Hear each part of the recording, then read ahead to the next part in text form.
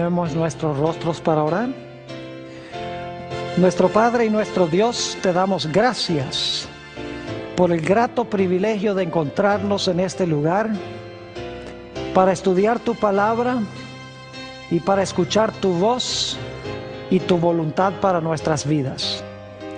Pedimos, Señor, que al estudiar sobre el futuro de este mundo, en este tema, que tu Espíritu Santo nos acompañe y nos instruya. Te damos gracias por la promesa de tu compañía y gracias por escuchar nuestra oración, pues te lo pedimos en el precioso nombre de tu Hijo, Cristo Jesús. Amén. Nuevamente quiero extenderle un saludo muy cordial a todos los que han venido a acompañarnos a nuestro tema de hoy. Y quiero saludar también en forma muy especial a aquellas personas que nos están acompañando vía satélite por la pantalla de televisión en los diferentes países de habla hispana del mundo. Estamos muy contentos de tenerles con nosotros. Como les mencioné en la oración, vamos a comenzar este tema, una serie de temas relacionados con las grandes profecías de la Sagrada Escritura. Hemos colocado el ambiente o el marco para eso en los temas que ya hemos analizado. Pero ahora vamos a entrar a un estudio intenso de algunas de las grandes profecías que encontramos en los libros de Daniel y Apocalipsis. Quiero comenzar nuestro estudio en el libro de Génesis, el capítulo 1 y el versículo 28. Génesis, el capítulo 1 y el versículo 28. Hemos comenzado varias veces con este versículo porque es supremamente importante. Dice allí en Génesis 1:28, hablando de la creación del hombre, y los bendijo Dios, y les dijo, fructificad y multiplicaos, llenad la tierra y sojuzgadla. Y ahora vienen dos puntos claves que quiero subrayar. Y señoread, significa reinar, en los peces del mar, en las aves de los cielos y en todas las bestias que se mueven sobre la tierra. Como hemos visto, Dios colocó al hombre como rey de este planeta. El rey era la función y el territorio era el planeta Tierra. Pero hemos visto que como resultado del pecado, la Biblia nos dice que el reinado sobre este mundo fue usurpado o fue robado por Satanás. Eso lo encontramos en el Evangelio según San Lucas, el capítulo 4 y los versículos 5 y 6. Si van conmigo allí, San Lucas, el capítulo 4 y los versículos 5 y 6. Dice, y le llevó al diablo a un alto monte y le mostró en un momento todos los reinos de la tierra. Fíjese, le mostró todos los reinos de la tierra.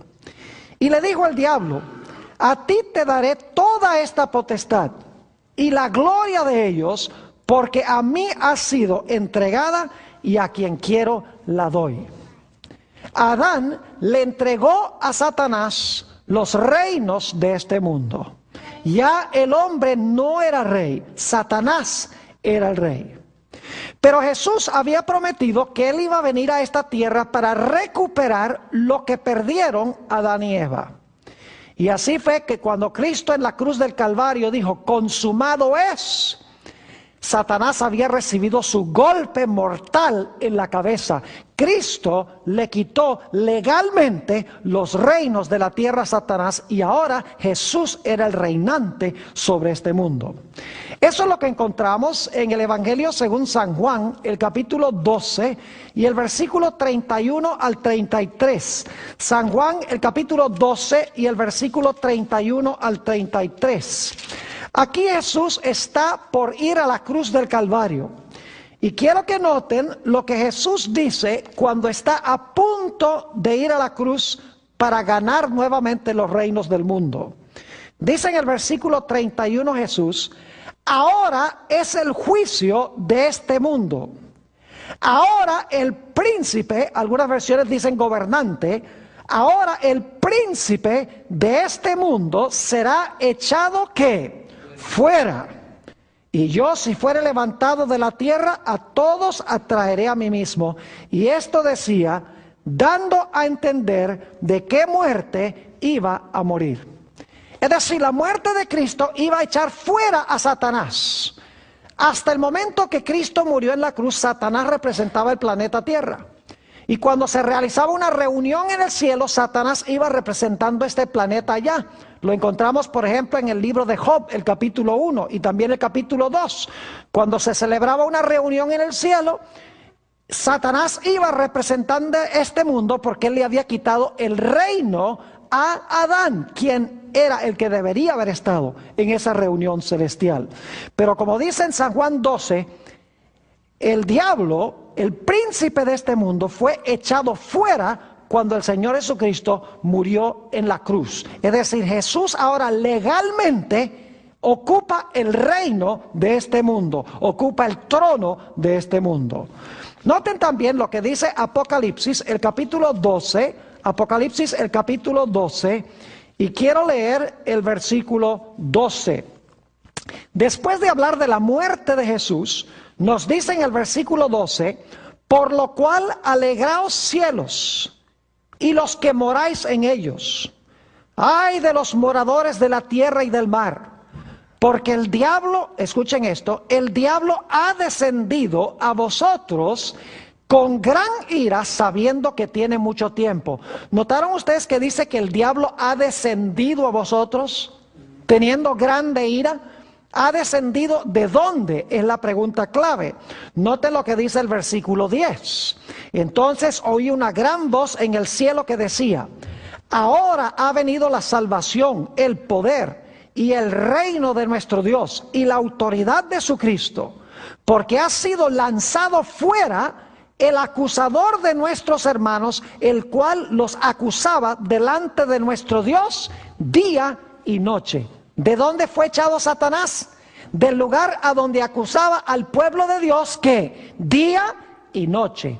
Es decir, el diablo antes de la cruz, como le había quitado el trono a Adán, iba al cielo representando este mundo, pero como dice en Job 1, iba para acusar a los hijos de Dios que se encontraban aquí en la tierra. Pero en la cruz fue lanzado fuera.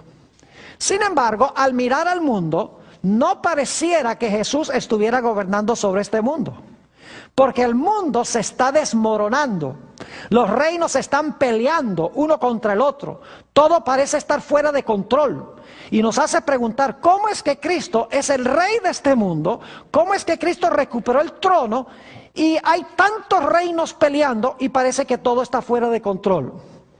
La sencilla explicación es que cuando Cristo murió en la cruz, legalmente, en un tribunal, por así decirlo, le quitó el reino legalmente a Satanás. Pero, como dice en Apocalipsis 12, Satanás sabe que por eso tiene poco tiempo. Así que él está llevando a las naciones a luchar una contra otra. Quiere dar la impresión de que él está en control, porque él no quiere que la gente sepa que Jesús ahora legalmente es el rey de este mundo. Ahora, la profecía que vamos a estudiar en nuestro tema de hoy es crucial entenderla, porque vamos a estudiar otras profecías en noches subsiguientes que están estrechamente relacionadas con esta profecía. Vamos a estudiar la profecía de Daniel, el capítulo 2. Y antes de entrar a estudiar este capítulo, necesito hacerles una explicación muy importante. Hay tres escuelas de interpretación profética. La primera escuela se llama la escuela preterista. Es la idea de que la mayoría de las profecías de Daniel y Apocalipsis ya se cumplieron en el pasado. Se cumplieron en el Antiguo Testamento y con los emperadores romanos. Hay otra escuela de interpretación profética que enseña que la mayoría de las profecías no se han cumplido todavía, sino que se van a cumplir en el futuro. Hay una tercera escuela, que es aquella escuela a la cual pertenezco yo a base de mi estudio de las Sagradas Escrituras, de las profecías, que se llama el método histórico de estudiar las profecías. Quiero explicarles qué método es ese. Es la idea de que las grandes profecías de Daniel y Apocalipsis comienzan a cumplirse en los días en que escribió el profeta. Y luego esas profecías se cumplen en sucesión continuada, sin interrupción, hasta la segunda venida de Jesús. Es decir, que las profecías comienzan a cumplirse cuando el profeta escribe. Ahí comienza la secuencia. Luego esas profecías se cumplen por una secuencia de eventos que culminan finalmente con el establecimiento del reino eterno de Jesús. Y todo lo que se encuentra entre el tiempo del profeta y el tiempo cuando se establece el reino eterno son eventos en el transcurso de la historia que se realizan un evento tras otro sin paréntesis y sin interrupción. Esta profecía que vamos a estudiar hoy es el ejemplo clásico del método histórico de interpretar las profecías. Es la profecía de Daniel, el capítulo 2. Vayan conmigo a este magnífico libro de Daniel, a uno de los libros más proféticos del Antiguo Testamento, y vamos a analizar esta historia tan interesante. Ahora, este capítulo presenta un sueño que tuvo un rey. Pero antes de interpretar el sueño, necesitamos entender lo que sucedió antes de que Daniel interpretara el significado del sueño. Vamos a Daniel, el capítulo 2 y el versículo 29. Daniel 2 y el versículo 29. Quiero que noten lo que el rey estaba pensando cuando se durmió esa noche. Dice allí, Daniel, hablándole al rey: estando tú, oh rey, en tu cama, te vinieron pensamientos por saber lo que había de ser en lo porvenir. Y el que revela los misterios te mostró lo que ha de ser. ¿Qué estaba pensando el rey cuando se acostó a dormir? Estaba pensando en lo que iba a ser el futuro del mundo, el futuro de su reino. Ahora yo pregunto, ¿creen ustedes que Dios sabía lo que el rey estaba pensando? Claro que sí. Noten que el texto dice que subieron pensamientos en su mente. Es decir, él no estaba hablando sobre el futuro de su reino, estaba pensando en el futuro de su reino. Y lo interesante es que Dios sabía lo que el rey estaba pensando. Y por lo tanto Dios dice: tú estás interesado en el futuro de tu reino, pues yo te voy a dar un sueño que te va a indicar ese futuro. Así que Dios le da al rey un sueño para que él pudiera entender lo que iba a pasar con su reino y lo que iba a pasar en el futuro. Lo interesante es que según Daniel, el capítulo 2 y el versículo 3, algo muy extraño sucedió. Daniel 2 y el versículo 3. El rey llama a sus expertos, a sus magos, astrólogos, adivinos, y dice en el versículo 3, y el rey les dijo: he tenido un sueño, y mi espíritu se ha turbado por saber el sueño. Es decir, el rey sabía que había soñado, pero no se acordaba qué es lo que había soñado. Ahora, qué interesante que Dios le diera al rey un sueño y luego entonces Dios lo llevara a olvidar el sueño cuando se despertara. Es algo muy extraño. ¿Por qué Dios le iba a dar un sueño sobre el futuro de su reino para luego llevarlo a olvidar su sueño? Bueno, había una razón muy especial. Yo quiero que ustedes noten que aquí en Daniel, el capítulo 2, se está realizando un juego y un contrajuego. Está jugando Dios y está jugando también Satanás. Esto demuestra que hay dos poderes en el mundo invisible que están luchando tremendamente detrás del telón de la historia. Ahora, ¿por qué razón llevó Dios al rey a olvidar el sueño? Porque Dios sabía que cuando olvidara el sueño, el rey iba a mandar a llamar a todos los expertos de su reino. Dios sabía que inmediatamente el rey, no sabiendo qué era el sueño, pero sabiendo que había soñado, iba a llamar a los magos, a los astrólogos, a los adivinos, a los que leían la palma de la mano, a los que leían la señal del zodíaco, los iba a llamar para que le dijeran el sueño y le explicaran el significado del sueño. Dios sabía que cuando él llamara a estos charlatanes, ellos no le iban a poder decir el sueño. Es decir, el propósito de Dios en llevar al rey a olvidar el sueño era que Dios quería desenmascarar a estos charlatanes. Quería desenmascarar todos estos métodos que ellos usaban para tratar de anunciar lo que iba a suceder en el futuro. Y así exactamente pasó.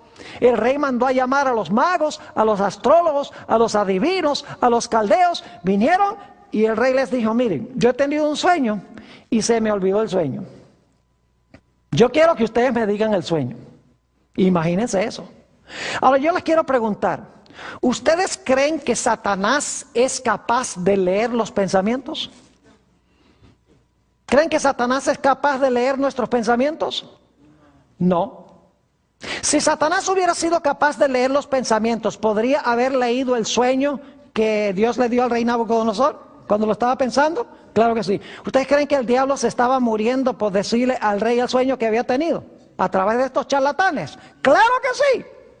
Pero lo interesante es que estos charlatanes no pudieron decirle al rey el sueño, lo cual significa que Satanás no era capaz de leer los pensamientos del rey. Dios sí, porque cuando el rey se durmió, Dios sabía que estaba pensando. Pero Dios ocultó el sueño y Satanás no pudo leer sus pensamientos. Por eso no le pudo susurrar a estos charlatanes el sueño que había tenido el rey. Ahora, estos charlatanes usaban toda clase de métodos prohibidos para tratar de revelar lo que iba a suceder en el futuro. Si ustedes leen, y solamente voy a mencionar este pasaje, Deuteronomio 18, 9 al 12, nos da toda una lista de prácticas que Dios prohibió que la gente usara para determinar el futuro.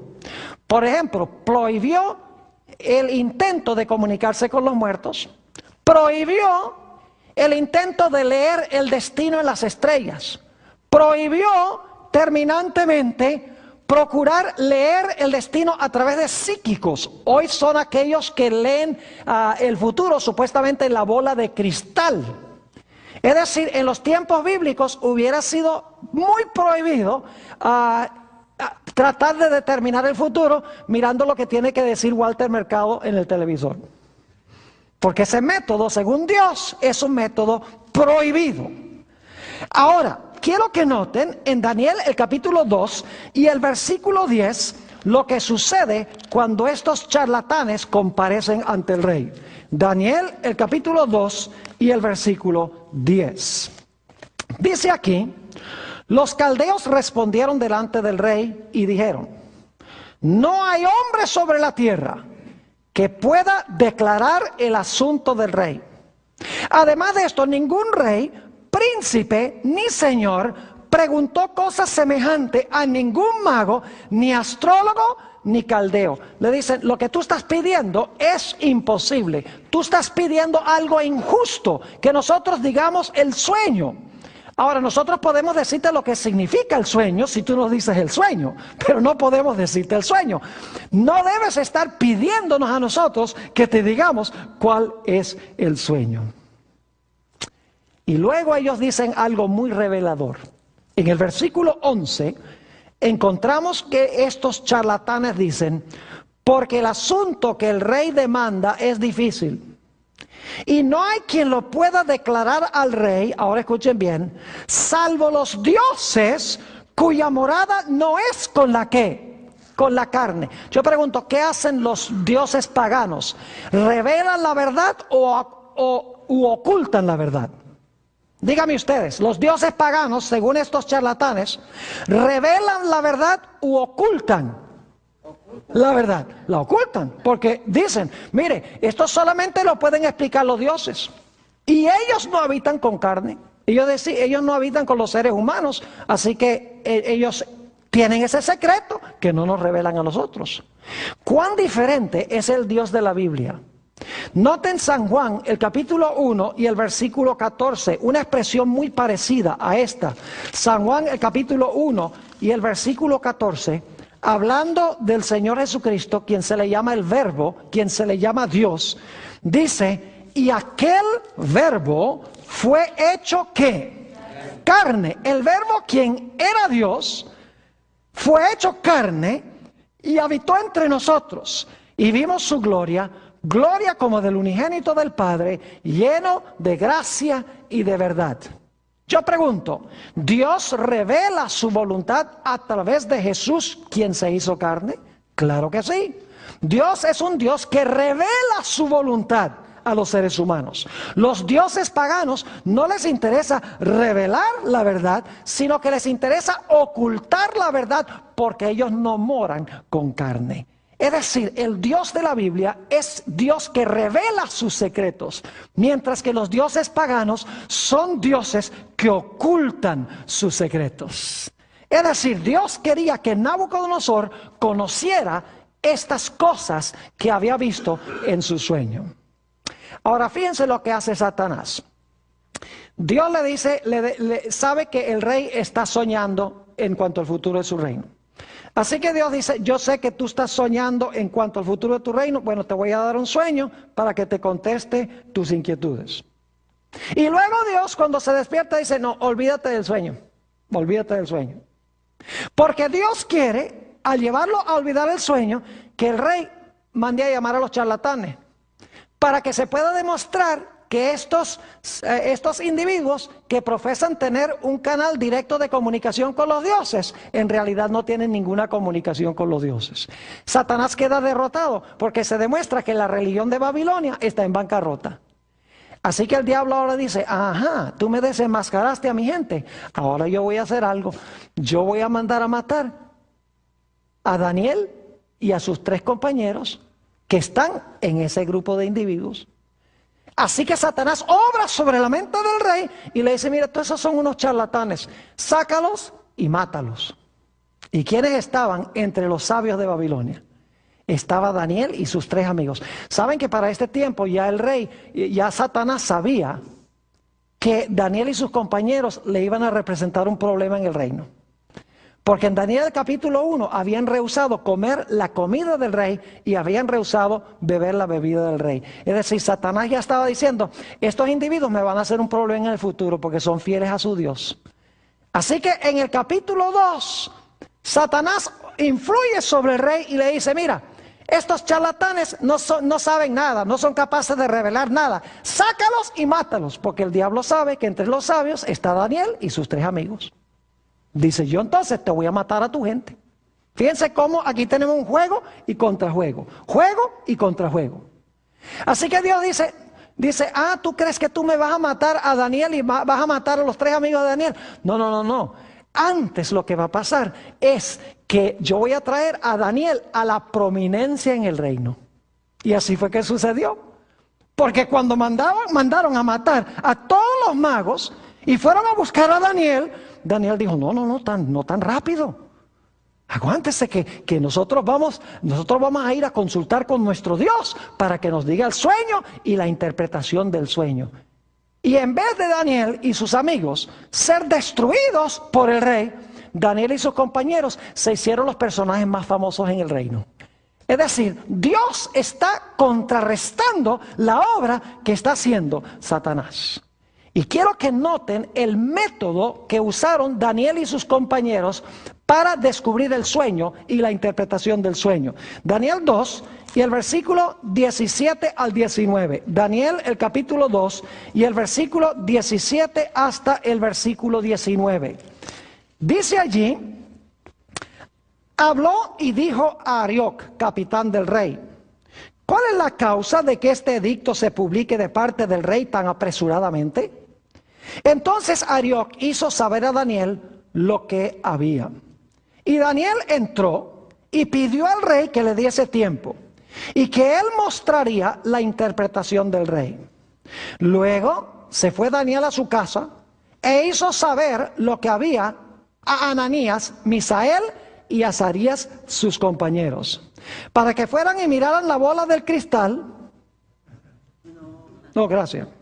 Para que fueran y miraran la señal del zodíaco. No.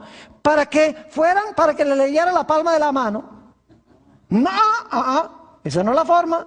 Dice en el versículo 18, para que pidiesen misericordias del Dios del cielo sobre este misterio, a fin de que Daniel y sus compañeros no perecieren con los otros sabios de Babilonia. ¿Cómo era que Dios iba a revelar su secreto? A través de los muertos, a través de los psíquicos, a través de la bola de cristal, a través de la señal del zodíaco, a través de la palma de la mano. No, ¿a través de qué? A través de la oración. Que pidieran las misericordias de Dios para que Dios revelara su secreto. En Amós el capítulo 3 y el versículo 7, ese versículo también conocido, nos dice que el Señor Jehová no hará nada sin que revele su secreto ¿a quiénes? Sin que revele su secreto a sus siervos, los profetas. Así que encontramos muy interesante esta historia. Dios sabe lo que el rey está pensando. Y por lo tanto le da un sueño para mostrarle lo que él está pensando. Mira, este es el futuro de tu reino. Cuando el rey se despierta, Dios le dice, olvídate del sueño. Porque Dios sabe que va a llamar a los magos, los astrólogos y los adivinos. Y los manda a llamar y se demuestran todos unos charlatanes. Porque no son capaces de decirle al rey el sueño. Así que Satanás dice, así es la cosa. Entonces voy a mandar a matar a todos e influye sobre el rey para que mate a todos los sabios. Porque quiere que Daniel y sus 3 compañeros perezcan. Dios dice, sí, ¿tú crees que tú me vas a matar a mis muchachos? No. Antes, con lo que tú estás haciendo, ahora ellos van a llegar a ser famosos en el reino. Es decir, ellos ahora van a ser usados por mí en el reino de Babilonia. Dios no hace nada sin que revele su secreto a sus siervos los profetas. Y saben que en Isaías 46 y el versículo 9 y 10, en Isaías 46 y el versículo 9 y 10, tenemos un concepto muy interesante. Quiero leer esos versículos. Dice allí, acordaos de las cosas pasadas desde los tiempos antiguos, porque yo soy Dios y no hay otro Dios. Y nada hay semejante a mí. Ahora escuchen esto. Que anuncio lo porvenir desde el principio. Y desde la antigüedad lo que aún no era hecho. Que digo, mi consejo permanecerá y haré todo lo que quiero. ¿Qué dice este texto? Que Dios anuncia lo porvenir desde cuándo. Desde el principio. Es decir, Dios conoce el fin desde el principio. Él ya sabe lo que va a ocurrir, mientras que el diablo solamente puede adivinar. Por eso el diablo comete errores. En una de nuestras presentaciones anteriores les presenté el panorama de que en la historia es como un juego de ajedrez, donde en un lado de la mesa se sienta Satanás y en el otro lado de la mesa se sienta Jesús. Y el movimiento de las fichas son los movimientos históricos. Y entonces Jesús le dice a Satanás, juega. Y Satanás juega. Y entonces Cristo le dice, está bien, ya jugaste, ahora me toca a mí. Y entonces hace Jesús una jugada en la historia. Y el diablo dice, vaya, lástima que yo no sabía que él iba a jugar así. Pero entonces él se busca la manera de contrarrestar lo que hizo Jesús. Y así la historia se mueve. Dios juega, Satanás contrajuega. Dios juega, Satanás contrajuega. Pero ¿saben algo muy interesante? El Señor Jesucristo va a ganar el juego. ¿Saben por qué va a ganar el juego? Porque Satanás solamente puede adivinar cómo va a jugar Dios. Mientras que Dios ya sabe desde el principio todas las jugadas que va a hacer Satanás. Si usted empieza a jugar un juego y ya sabe todas las jugadas que va a hacer el contrario antes de que empiece el juego, usted no puede perder.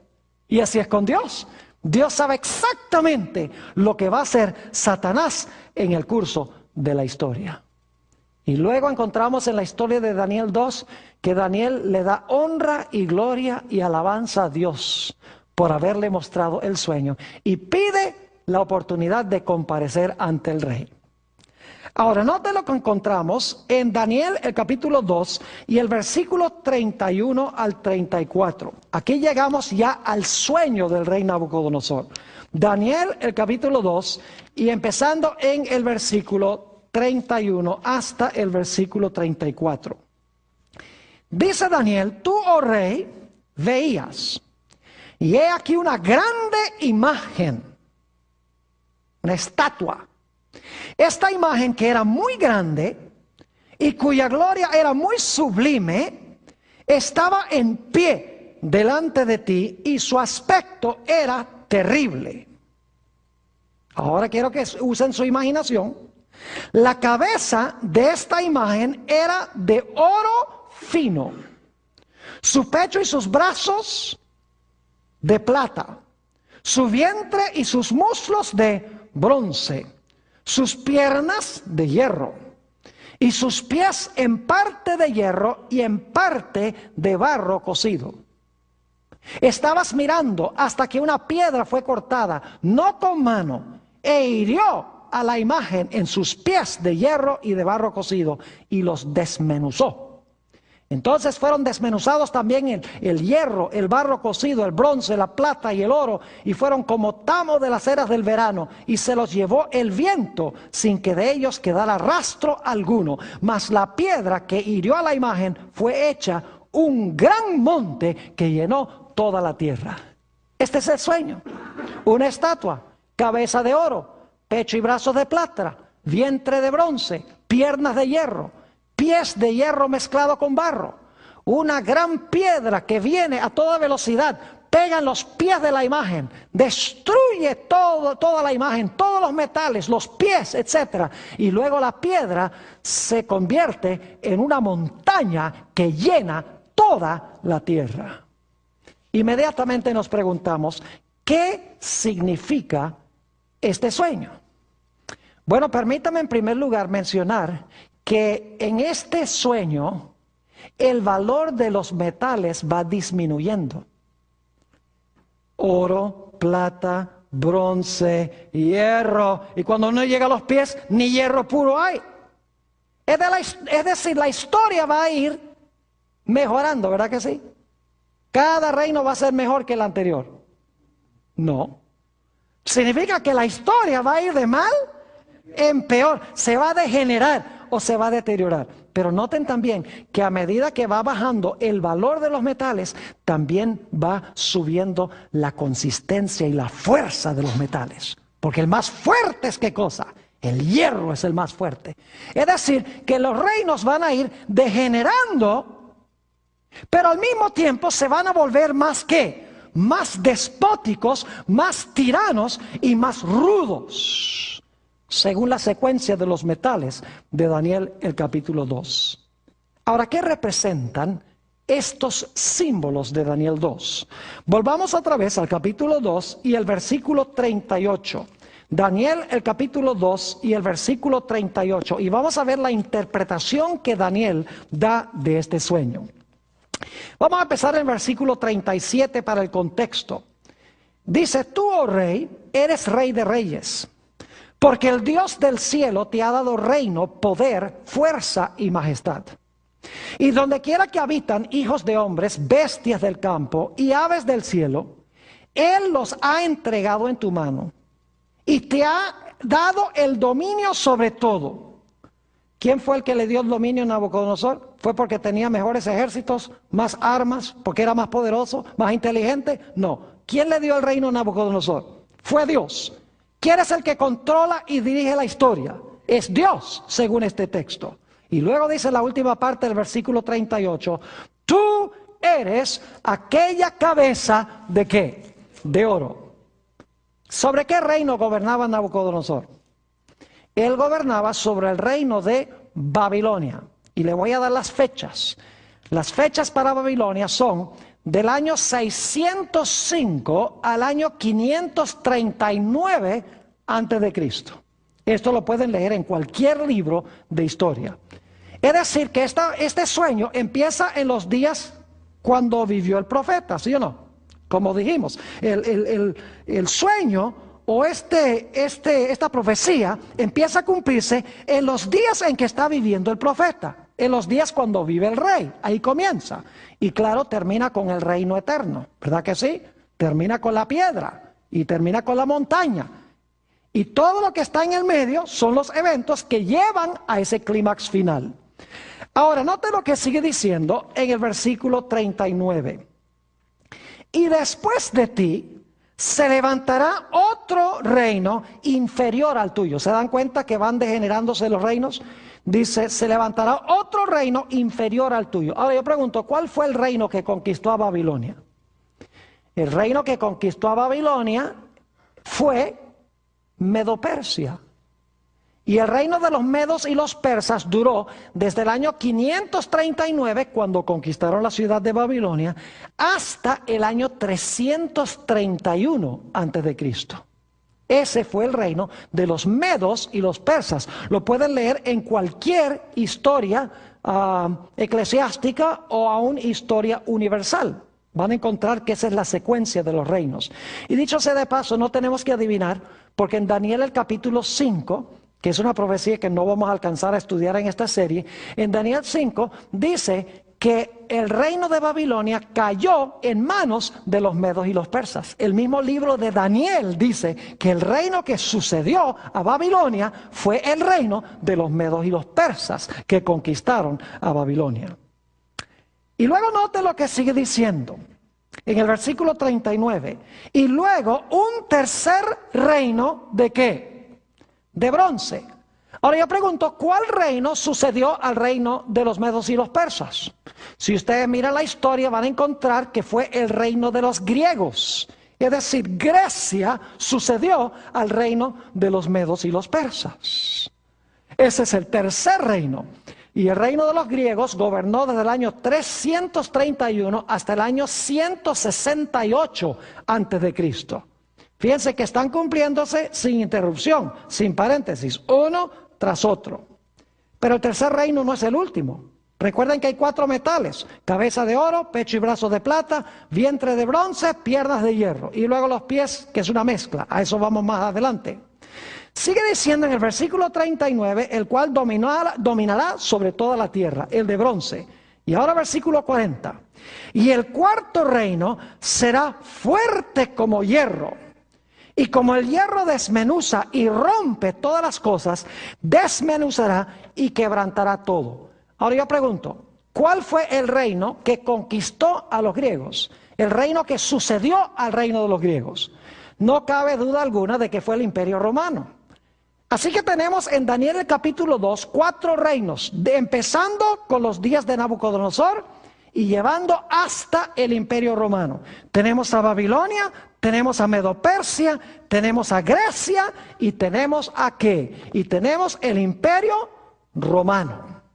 Pero la visión o el sueño no termina allí. Note lo que dice el versículo 41. Dice, y lo que viste de los pies y los dedos, ¿cuántos dedos eran? 10. 2 pies tienen 10 dedos. Dice, y lo que viste de los pies y los dedos, en parte de barro cocido. ¿De qué clase de barro cocido? Barro cocido de alfarero, y en parte de hierro, será el reino dividido. ¿Cuál reino será dividido? Tiene que ser el cuarto reino. Y dice, mas habrá en él algo de la fuerza del hierro, así como viste hierro mezclado con barro cocido. Ahora, ¿qué representan las piernas de hierro? Ya hemos visto que las piernas de hierro representan a Roma, el Imperio Romano. Yo pregunto, ¿los pies tienen también hierro? ¿Los pies tienen hierro? Claro que tienen hierro. Entonces yo pregunto, ¿en los pies continúa Roma? Claro que sí. Porque si el hierro de las piernas es Roma y los pies tienen hierro, significa que Roma va a continuar, ¿qué cosa? En los pies de la imagen. Pero quiero que noten que la Roma de los pies es otro tipo de Roma. Es una Roma dividida. ¿En cuántos reinos? 10, porque son 10 dedos de los pies. Y es una Roma adulterada o una Roma amalgamada. Es decir, hay una mezcla entre ¿qué? Hay una mezcla entre el hierro del Imperio Romano y ¿qué otra cosa? Y barro. ¿Qué clase de barro? Barro de alfarero. Un detalle muy importante. Es decir, Roma iba a continuar. Después que cayera el Imperio Romano, Roma iba a continuar, pero iba a continuar en un estado ¿qué? Dividido. E iba a haber una mezcla entre 2 elementos que no deben ir juntos. Porque nadie en su sano juicio mezcla hierro con barro, porque son dos sustancias radicalmente distintas. ¿Está claro en sus mentes que en los pies continúa Roma? Claro que sí. Pero es una Roma ¿de qué clase? Dividida. Y es una Roma que tiene una amalgama o tiene una mezcla de dos diferentes esencias que no deben ir juntas. Ahora, en Daniel 2 tenemos símbolos, ¿sí o no? Yo pregunto, ¿el oro representa algo? Sí, el oro representa Babilonia. ¿La plata es un símbolo? Claro, la plata es Medo-Persia. ¿El bronce es un símbolo? Claro que sí, el bronce representa a Grecia. ¿El hierro es un símbolo? Claro que sí. ¿La piedra es un símbolo? ¿Cómo no? ¿La montaña es un símbolo? Claro que sí. Entonces yo pregunto, ¿el barro también debe representar algo? ¿El barro también debe simbolizar algo? Claro que sí. Ahora la pregunta clave es, ¿qué representa o qué simboliza el barro? Vamos a Génesis, el capítulo 2 y el versículo 7. Y aquí vamos a avanzar rapidito, porque tenemos material todavía mucho que cubrir. Pero esto es muy importante lo que voy a compartir ahora. Está hablando de la creación del hombre. Dice, entonces Jehová Dios, escuchen esto, formó al hombre del polvo de la tierra. ¿El cuerpo del hombre está compuesto de qué? ¿De qué está compuesto el cuerpo del hombre? Está compuesto del polvo de la tierra. Y ahora escuchen. Y sopló en su nariz, ¿qué cosa? Aliento de vida. Y fue el hombre un ¿qué? Un ser viviente.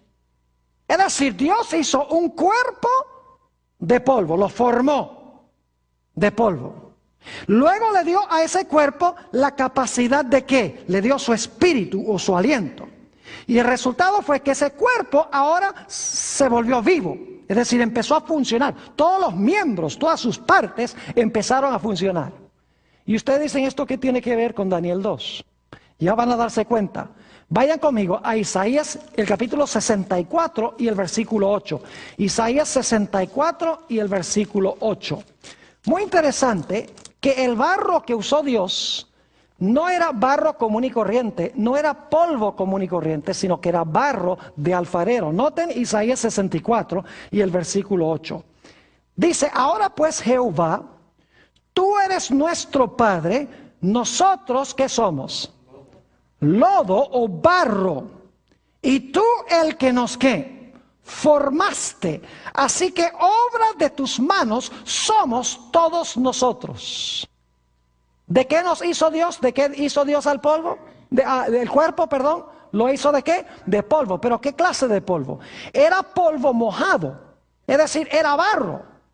Y Dios nos formó con sus propias manos como trabaja un ¿qué? Como trabaja un alfarero.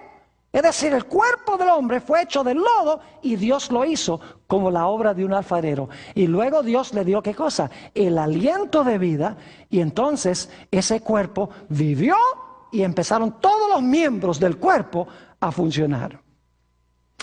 Ahora, ustedes dicen, ¿por qué está llevándonos a Génesis para hablar de la creación del cuerpo del hombre y del aliento que Dios le dio a ese cuerpo para que el cuerpo funcionara? Porque tiene una relación estrecha con la profecía de Daniel, el capítulo 2. Vayan conmigo a Jeremías, el capítulo 18 y el versículo 1 al 6. Jeremías, el capítulo 18 y el versículo 1 al 6. ¿Saben que lo que hizo Dios, escuchen bien, lo que hizo Dios para crear el cuerpo literal del hombre, lo hizo Dios, lo usó Dios simbólicamente para crear a su iglesia en el Antiguo Testamento? Noten Jeremías 18 y vamos a empezar en el versículo 1. Palabra de Jehová que vino a Jeremías diciendo, levántate y vete a casa del alfarero, y allí te haré oír mis palabras. Y descendí a casa del alfarero, y he aquí que él trabajaba sobre la rueda. ¿Quién está trabajando sobre la rueda? El alfarero. Versículo 4. Y la vasija de barro que él hacía se echó a perder en su mano. Y volvió y la hizo otra vasija según le pareció mejor hacerla. Saben que el quebrar del vaso o el daño que le pasó al vaso representa el cautiverio de Israel. Fueron llevados cautivos a Babilonia. Pero luego noten lo que sucede en el versículo 5. Entonces vino a mí palabra de Jehová diciendo. ¿Qué significa que volvió a hacer la vasija de barro? Dios los volvió a traer ¿de dónde? De Babilonia. Los volvió a formar como su pueblo en Jerusalén. Dice en el versículo 6, no podré yo hacer de vosotros como este alfarero, oh casa de Israel, dice Jehová. He aquí que como el barro en la mano del alfarero, así sois vosotros en mi mano, oh casa de Israel. ¿Qué representa el barro del alfarero simbólicamente? ¿Representa qué cosa? Representa la casa de Israel, que era la iglesia de Cristo, ¿dónde? En el Antiguo Testamento. Así como Dios formó el cuerpo del hombre de barro literal, respiró en su nariz aliento de vida, de la misma manera Dios formó a su pueblo en el Antiguo Testamento, a Israel, de barro, pero no era barro literal, sino que el barro representaba a su pueblo que Dios formó. Los sacó de Egipto, los formó, los cuidó. Luego fueron llevados cautivos a Babilonia. Se dañó el vaso que Dios había hecho. Entonces Dios los sacó de Babilonia y los volvió otra vez a traer a su tierra. Es decir, hizo el vaso de nuevo. Es decir, el barro de alfarero representa al pueblo de Dios, representa a la iglesia de Jesús en el Antiguo Testamento, simbólicamente. Ahora yo pregunto, en el Nuevo Testamento, ¿qué es el cuerpo de Cristo? Ustedes deben saber esto. ¿Qué es el cuerpo de Cristo en el Nuevo Testamento que Jesús formó? Es la iglesia. Les menciono nada más el versículo, Colosenses 1:18. Dice que la iglesia es el cuerpo de Cristo. ¿Y de qué está compuesto el cuerpo? ¿De qué está compuesto el cuerpo espiritualmente? Está compuesto de muchos miembros, sí, pero ¿de qué está compuesto el cuerpo literalmente? De barro. ¿Quién formó ese barro? Dios formó ese cuerpo. ¿De qué está compuesto simbólicamente la iglesia? De barro. ¿Quién formó a la iglesia de ese barro? No literalmente, sino simbólicamente. Fue Jesús. Ahora yo les pregunto, cuando el Señor Jesucristo formó a su iglesia, ¿qué le faltaba a la iglesia para poder funcionar? ¿Qué le faltaba al cuerpo de Cristo para poder funcionar? ¿Qué le faltaba al cuerpo cuando Dios creó el cuerpo del hombre? Oh, le faltaba el aliento, el espíritu de vida. ¿Qué le faltaba a la iglesia para que la iglesia pudiera funcionar después que Jesús la formó? Era necesario tener el espíritu. ¿Y cuándo fue que a la iglesia se le impartió el aliento de vida o el espíritu? En Hechos, el capítulo 2 y el versículo 1 al 3, nos dice que en el día del Pentecostés, Dios puso en su iglesia el aliento de vida y ahora, como dice el apóstol Pablo en 1 Corintios 12, todos los miembros del cuerpo comenzaron a ¿qué? Comenzaron a funcionar. ¿Están entendiendo lo que estoy diciendo? Así como Dios hizo el cuerpo literal de barro, le dio aliento de vida y el cuerpo comenzó a funcionar. De la misma manera Jesús formó de barro simbólico a su iglesia, le puso el Espíritu Santo. Y ahora la iglesia empezó a funcionar, la iglesia empezó a vivir y los miembros todos empezaron a funcionar. Es decir, el barro representa ¿qué cosa? El barro representa a la iglesia, simbólicamente hablando, porque es el cuerpo de Cristo y el cuerpo está compuesto ¿de qué? Está compuesto de barro. Entonces cuando en Daniel 2 dice que va a haber una mezcla de hierro, que es el poder político de Roma, el imperio romano, se iba a unir con barro, significa que el poder político de Roma se iba a unir ¿con qué? Con la iglesia. Es decir, esta Roma iba a ser una amalgama del Estado de Roma, del poder civil de Roma, porque hay hierro como en las piernas, ¿con qué cosa? con la iglesia. Es decir, cuando Roma se dividiera en 10 reinos, ahora Roma iba a ser una Roma distinta. Iba a ser una Roma que era al mismo tiempo Estado o poder civil, y era también, ¿qué cosa? Iglesia, una mezcla de iglesia con el Estado. Ahora eso es muy importante recordarlo, porque después vamos a volver a ello. Ahora necesitamos hablar de la piedra. Imagínense ustedes, tenemos esta estatua. Pasó Babilonia, pasó Medo-Persia, pasó Grecia, pasó Roma. Roma fue dividida en 10 reinos. Hubo, vamos a ver en nuestro próximo estudio, una unión entre la iglesia y el Estado, entre Roma civil y la iglesia de Roma, cuando se fragmentó o se dividió el imperio romano. Y esa unión iba a durar hasta que Jesús viniera. Tenemos la piedra. ¿Qué representa la piedra? Bueno, vamos a ver en la Biblia qué representa la piedra. Mateo 21 y el versículo 42. Mateo el capítulo 21 y el versículo 42. Gracias a Dios que ninguno de estos reinos va a ser el reino eterno. Dice allí en San Mateo 21 y el versículo 42 lo siguiente. Jesús les dijo: ¿nunca leísteis en las Escrituras? La piedra que desecharon los edificadores ha venido a ser cabeza del ángulo. El Señor ha hecho esto y es cosa maravillosa en nuestros ojos. Y luego dice en el versículo 44, y el que cayere sobre esta piedra será quebrantado, y sobre quien ella cayere le desmenuzará. ¿Quién es la piedra? La piedra representa ¿a quién? La piedra representa a Cristo. La piedra que los constructores rechazaron es Jesús. Ahora noten que en Daniel 2 y el versículo 34 se nos dice algo muy interesante en cuanto a esta piedra. Daniel 2 y vamos a leer el versículo 34. Dice allí: estabas mirando hasta que una piedra fue cortada, ¿cómo? No con mano, e hirió a la imagen en sus pies de hierro y de barro cocido y los desmenuzó. La piedra fue cortada ¿no con qué? No con mano. Ahora, ¿qué significa esa expresión? Que fue cortado fue cortada esta piedra no con mano. Vayan conmigo a Hebreos el capítulo 9 y el versículo 11. Hebreos el capítulo 9 y el versículo 11. Vamos a ver qué significa esa expresión no con manos. Dice allí, hablando del santuario, pero es la misma expresión: pero estando ya presente Cristo, sumo sacerdote de los bienes venideros, por el más amplio y más perfecto tabernáculo, dicho sea de paso, es el celestial, no hecho de manos, es decir, no de esta ¿qué? No de esta creación. ¿Quién hizo el santuario celestial? Fue Dios. Es decir, no fue hecho con manos humanas. ¿Qué significa entonces que esta piedra no fue hecha con manos?